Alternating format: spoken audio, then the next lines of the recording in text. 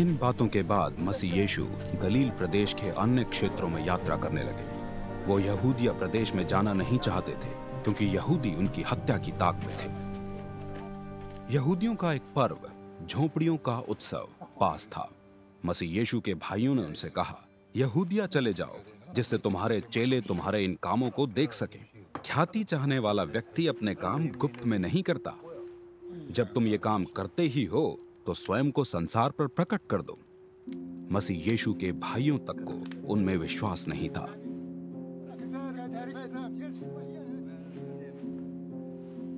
इस पर मसीह यीशु ने उनसे कहा, तुम्हारा सही समय तो कभी भी आ सकता है, किंतु मेरा सही समय अभी नहीं आया। संसार तुमसे घृणा नहीं कर सकता, वो मुझसे घृणा करता है क्योंकि मैं ये प्रकट करता हूं कि उसके काम बुरे हैं। तुम पर्व में जाओ, मैं अभी नहीं जाऊंगा क्योंकि मेरा समय अभी नहीं आया है।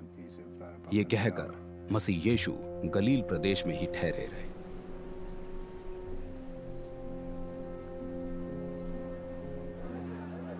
अपने भाइयों के झोंपड़ियों के उत्सव में चले जाने के बाद वो भी गुप्त रूप से वहां गए।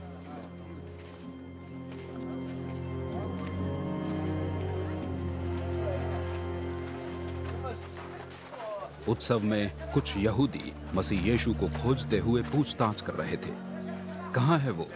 यद्यपि मसीह यीशु के विषय में लोगों में बड़ा विवाद हो रहा था। कुछ कह रहे थे वो भला व्यक्ति है और कुछ का कहना था नहीं, वो भरमाने वाला है, सबके साथ छल करता है। तो भी कोई भी व्यक्ति यहूदियों के भय के कारण मसीह यीशु के विषय में खुलकर बात नहीं करता था। जब उत्सव के मध्य मसीह यीशु मंदिर में जाकर शिक्षा देने लगे, यहूदी चकित होकर कहने लगे, ये व्यक्ति बिना पढ़े ज्ञानी कैसे बन गया? मसीह यीशु ने उन्हें उत्तर दिया, ये शिक्षा मेरी नहीं परंतु उनकी है जिन्होंने मुझे भेजा है। यदि कोई व्यक्ति उनकी इच्छा पूरी करने के लिए प्रण करे तो उसे ये मालूम हो जाएगा कि ये शिक्षा परमेश्वर की ओर से है या मेरी ओर से। वो जो अपने ही विचार प्रस्तुत करता है अपना ही आदर चाहता है, परंतु वो जो अपने भेजने वाले का आदर चाहता है वो बिल्कुल सच्चा है और उसमें कोई छल नहीं। क्या मोशे ने तुम्हें व्यवस्था नहीं दिया? फिर भी तुम में से कोई उसका पालन नहीं करता। मेरी हत्या की ताक में क्यों हो तुम? भीड़ ने उत्तर दिया, कौन तुम्हारी हत्या करना चाहता है? तुम प्रेतात्मा से पीड़ित हो। मसीह यीशु ने कहा, मैंने शब्बात पर एक चमत्कार किया और तुम सब क्रोधित हो गए।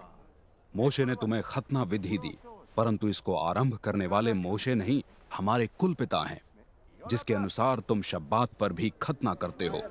तुम शब्बात पर भी खतना करते हो कि मोशे का व्यवस्था भंग ना हो। तो तुम लोग इससे गुस्से में क्यों हो कि मैंने शब्बात पर किसी को पूरी तरह स्वस्थ किया?